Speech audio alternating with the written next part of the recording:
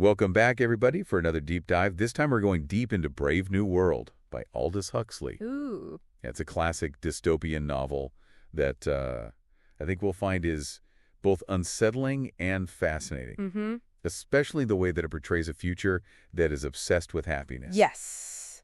We've got some excerpts from the book that we're going to unpack today. Awesome. So let's jump right in and see what we can find. Okay. Have you ever, wondered, what a world that was engineered for happiness would actually look like? Yeah. What if we could eliminate, suffering and sadness and conflict? Right. And everyone was always content. Sounds pretty good. Right. Well, this is the idea that Huxley's exploring, and as we'll see, this seemingly perfect world comes with some pretty disturbing trade-offs. Yeah, it's striking how Huxley was writing, way back in the 1930s. Oh, yeah. And envisioned a future that's honestly eerily relevant today. He imagined a world where technology is used not just to improve our lives, right? Yeah. But to actually control our biology and shape our place in society. Okay, let's unpack this. And I think the best place to start is with probably the most shocking element of this book. Okay. In this world, babies aren't born. Wow. Grown in labs. Wow. Yeah, and it's not just like a few test tube babies here and there. Right. It's the only way families as we know them don't even exist. Interesting. Yeah. So Huxley really kind of throws you into the deep end right away. Right. With this concept, he describes this process called the Bokanovsky process, and it's where a single human egg is manipulated to produce dozens, even hundreds of identical human beings. Wow. Yeah, it's like a factory, churning out humans on an assembly line. Products on an assembly line, exactly. So basically, forget unique snowflakes. Right. It's mass production of people. Yeah. And it goes a step further than that, too, because these lab-grown humans into predetermined social classes or castes even before they're decanted. That's right. Decanting. That's the term they use. That's what they call it. Yeah, it's a very clinical sort of word. Yeah, and it's a very rigid hierarchy, too. You've got, the alphas at the top. Okay. Who are destined for, leadership roles. Got it. All the way down to the epsilons. At the bottom. At the bottom, who are designed for the more menial tasks. Yeah, and it's all based on their predetermined genetic makeup and their intellectual capabilities. It's all planned out in advance. Whoa. So you're essentially stuck in your assigned lane from the moment you exist. Pretty much. No climbing the ladder, no rags to riches stories. Nope. That's wild. It makes you think about, does that even leave any room for ambition or individuality? Right, exactly. And that's where I think Huxley is raising some really profound questions. Absolutely. About the implications of a system like that. Yeah, what happens to social mobility? What happens to the individual? The very idea of the individual when everyone is just engineered for a specific role. It's a chilling vision. But, even if it did create some kind of stability. Right. Is that really a price worth paying for a perfect society? Right. That's the question that Huxley wants us to grapple with. Yeah. And it's a question that's even more relevant, I think, today as technology advances. And we have, even more control over our biology than they could have imagined back then. Yeah. How far should we go in, shaping the genetic makeup of future generations? Big question. It's a huge question. It's almost like he's anticipating, the ethical dilemmas we're facing now. Yeah. With genetic engineering. But the control doesn't stop at just engineering people's genes, right? No, it goes much further. They also condition them from the moment they're decanted to fit perfectly into those predetermined roles. It's all about ensuring they're happy in their place. And they use something called neo-Pavlovian conditioning for this. Yes, exactly as the name suggests. It takes inspiration from, Pavlov and his experiments with dogs. So they're training babies the way we train dogs to sit and stay. It's a strange analogy, but yeah, essentially. What does that even look like? It's both fascinating and disturbing. Yeah. Imagine using carefully crafted combinations of positive and negative stimuli to instill specific preferences in infants. Okay. Like for the lower caste, they might pair electric shocks with flowers and books to condition them to hate nature and learning. That's intense. It is. So they're literally programming people's likes and dislikes from infancy. That's right. Talk about control. And on the flip side, they might use, pleasant sensations paired with images of technology or consumer goods to make the upper castes love those things. Right. It's all about making sure that people are happy and content in their place. Exactly. And never question the system. Right. This is starting to sound like some serious brainwashing. It is a form of social engineering, for sure. But wait, there's more, right? Of course, there's always more. You don't stop at just conditioning. No. There's also this thing called hypnopedia. Yes. Sleep teaching. Sleep teaching. Where they literally drill slogans and social norms into people's minds while they're sleeping. It's like subliminal messaging on steroids. It's like subliminal messaging. Yeah, exactly. Yeah. Huxley really understood the power of just language and repetition. Absolute. He saw how easily you can instill beliefs and values just through that constant exposure. Yeah, and because it's done during sleep, it bypasses conscious critical thinking. Totally. It just seeps into the subconscious. Yeah, it's like how we absorb advertising jingles. Exactly. Without even realizing it. Right. But instead of selling you a product, they're selling you an ideology. Yeah, it shapes their whole worldview. This is blowing my mind if you think about it, though. It's a powerful concept. We're all susceptible to that kind of influence. To a degree, yes. In our daily lives, right? Think about the news that we watch. Right. The social media we consume. The opinions we're bombarded with constantly. It really makes you wonder how much of our own thinking is truly independent. Yeah. How much of it is actually shaped by these external forces. That's the question Huxley wants us to consider. Right. Are we really in control of our own thoughts and beliefs? The big one. Or are we being subtly programmed by the information that we consume? Food for thought. It's pretty unsettling. Yeah. But we're still missing, I think, one key piece of this happiness puzzle. Oh, yeah. What's that? And that is soma. Ah, yes, soma, the perfect drug. The perfect drug. It's the world state solution to any kind of unpleasantness. So feeling a little down. Feeling anxious. Just pop a soma. Pop a soma. And all those negative emotions just disappear. Gone. Wait, so they literally have a drug for happiness? They do. That's fascinating and kind of terrifying. It is a bit of both, isn't it? Yeah. Huxley describes it as this legal, readily available drug.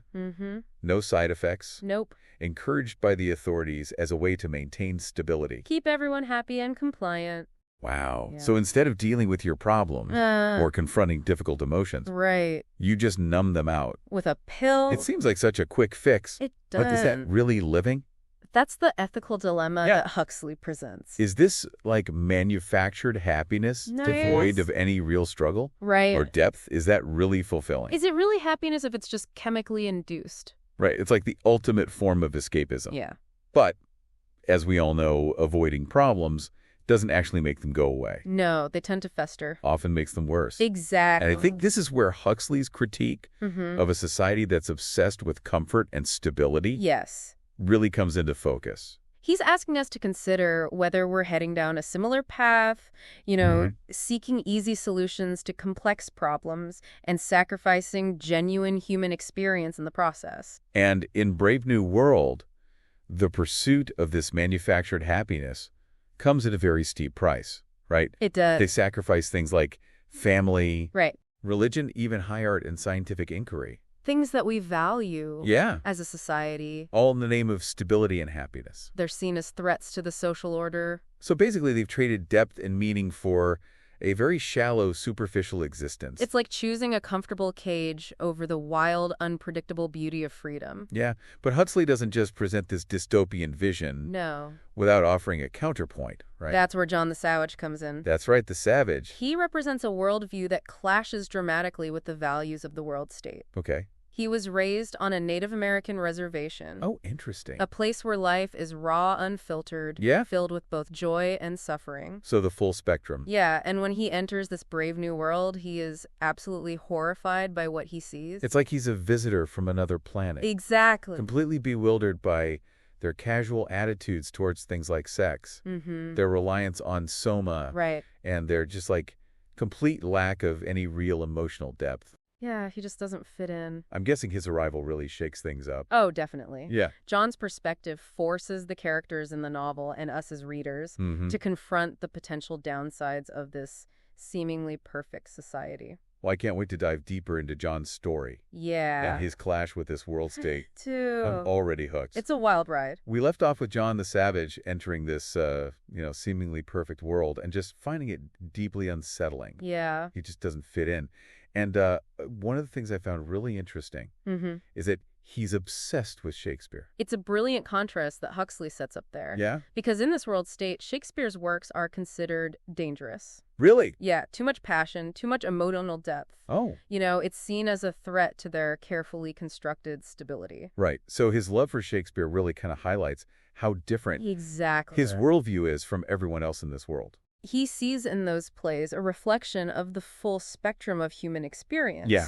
all the things that the world state has tried to erase. And he's constantly quoting those famous lines, right? Yes. It's like he's trying to make sense of this strange new world through the lens of these, like, ancient tragedies and comedy. Trying to find some meaning in it. But how do the people around him react to this? I can't imagine they're exactly running to grab a copy of Hamlet. No, they're completely baffled by him. Yeah. You know, his words sound like a foreign language to them. Right. They've been conditioned to avoid any form of emotional intensity. Right. So they just don't understand where he's coming from. This clash of perspectives is so fascinating. Is there like a specific example of this in the book? Yeah, there's a great scene where John tries to explain the concept of romantic love to Lenina, who's very much a product of this world state. You know, she's been conditioned for casual sex and instant gratification, so she just can't grasp this idea of a love that's passionate, enduring, and potentially painful. So this yearning for, like, deep connection is totally alien to her. Completely. She suggests he just takes some soma to chill out. Oh, wow. But for John, love is about something more than just fleeting pleasure. Right. He longs for a connection that's deep and meaningful. Yeah. A love that's worth fighting for, even suffering for. His longing for something real in this world of just manufactured emotions is really heartbreaking. It is, and it highlights one of the key questions that Huxley is exploring, you know? Yeah. Can you truly experience happiness if you've never known sadness? That's a good question. Can you appreciate joy if you've never felt pain? It really gets to the heart of what makes us human, right? It does. The ability to feel that full range of emotions. Yeah, the good and the bad. But John's struggles don't just play out in his interactions with Lenina. No. There's also the tragic story of his mother, Linda. Right. Who was left behind on the reservation and kind of represents this stark contrast. Yeah, she embodies the consequences of living between two worlds. Okay. You know, she yearns for the comforts and pleasures of the world state. Yeah. But she's unable to fully adapt to its values. So she's kind of caught in this in-between space. She is. How does her story unfold? Well, she struggles to fit in on the reservation. Okay. Because she's internalized some of the world state's values, you know. Right. She's considered promiscuous and she's ostracized by the community. Oh, wow. And she eventually becomes addicted to soma.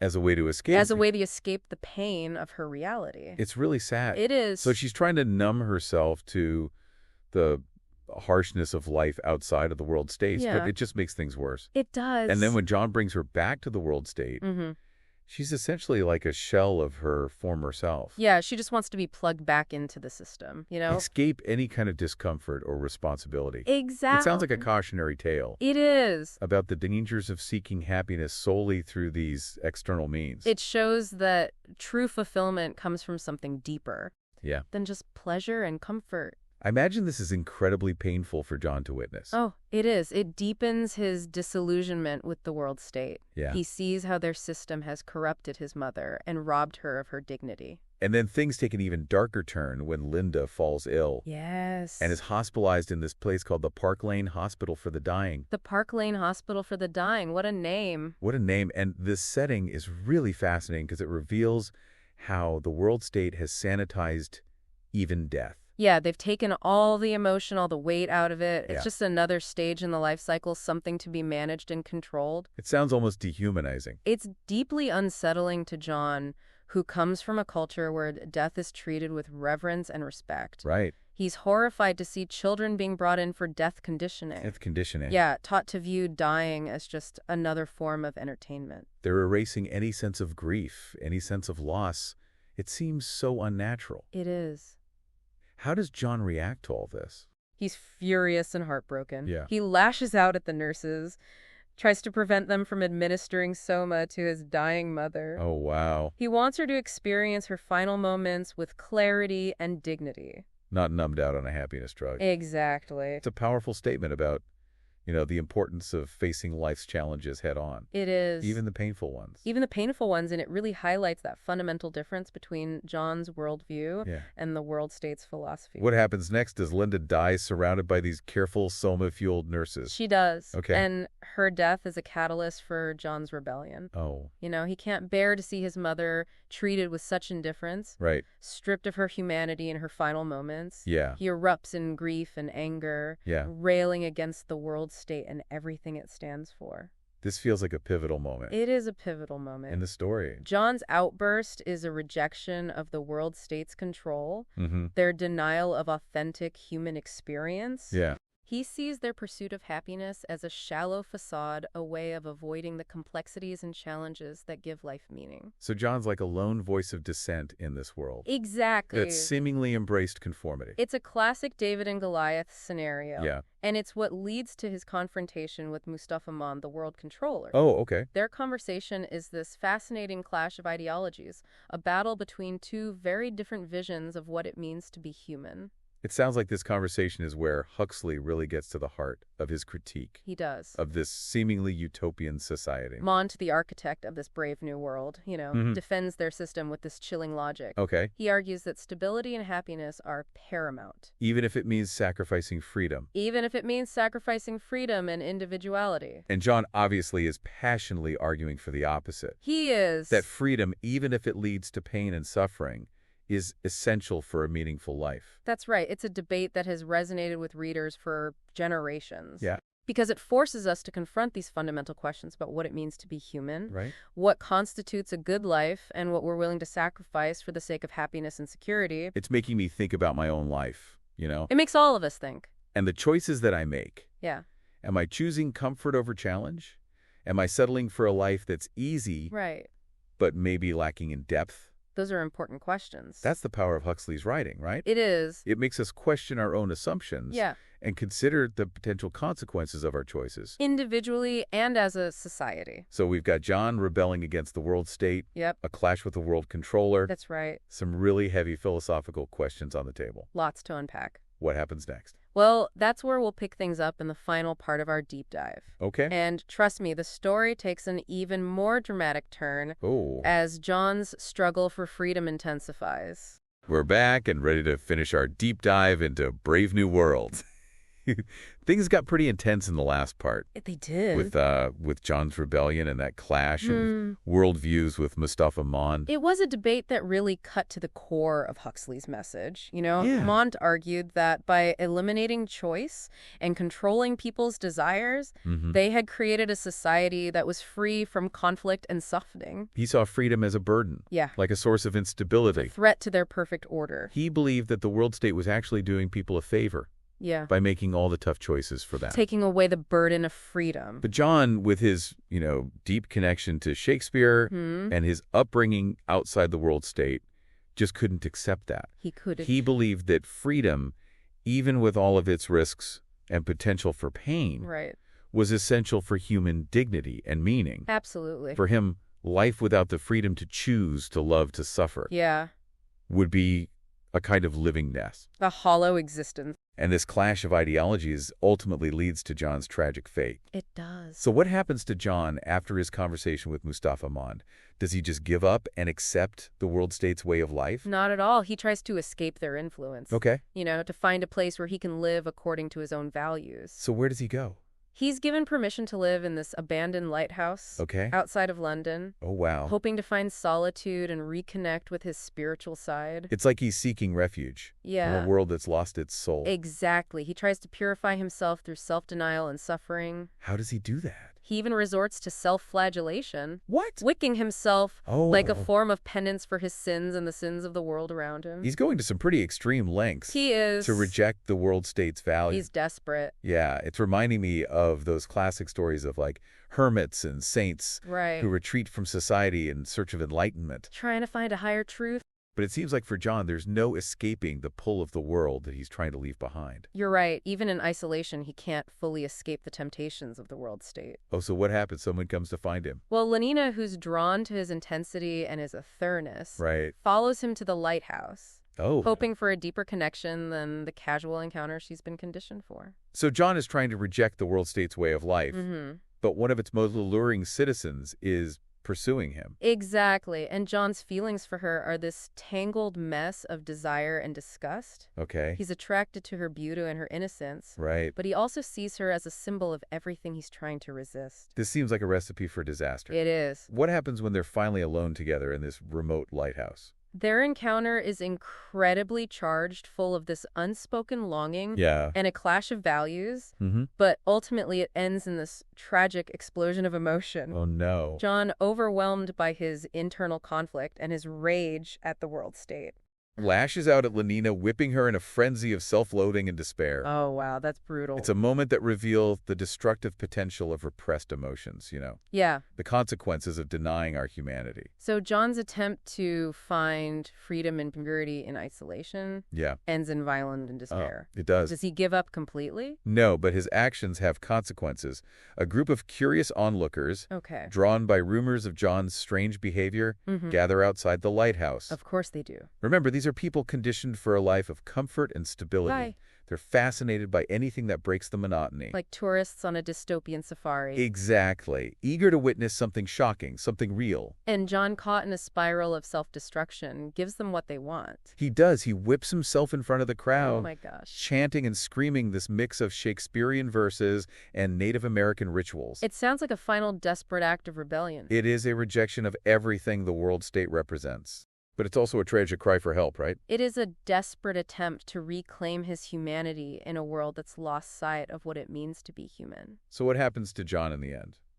Unable to find a place for himself in this brave new world, Yeah. Unable to reconcile his ideals with his desires, he hangs himself in the lighthouse. Wow, that's a deeply tragic ending. It's like he was crushed by the weight of his own convictions. Yeah. And the suffocating conformity of the world around him. His death is a tragedy, yes. Yeah. But it's also a powerful statement about the importance of freedom, the dangers of sacrificing individuality for the sake of comfort and stability. It's a reminder that even in a world that's designed to eliminate suffering, the human spirit can't be completely suppressed. It can't. There's always a part of us that yearns for something more. Yeah. Something real, even if it means facing pain and heartbreak. Exactly. Huxley's Brave New World isn't just a cautionary tale about the dangers of technology or social engineering. It's a profound meditation on what it means to be human. And it's a story that raises some incredibly relevant questions for us today. Yeah. As technology advances and we have more and more control over our lives, over our biology, are we in danger of creating a world where comfort and happiness are prioritized over freedom and individuality? That's the challenge Huxley leaves us with. To think critically about the choices we're making, yes, both individually and as a society. Individually and as a society. And to ensure that we don't sacrifice our humanity in the pursuit of a seemingly perfect world. A world without pain might also be a world without meaning. So what do you think, listener? What would you choose?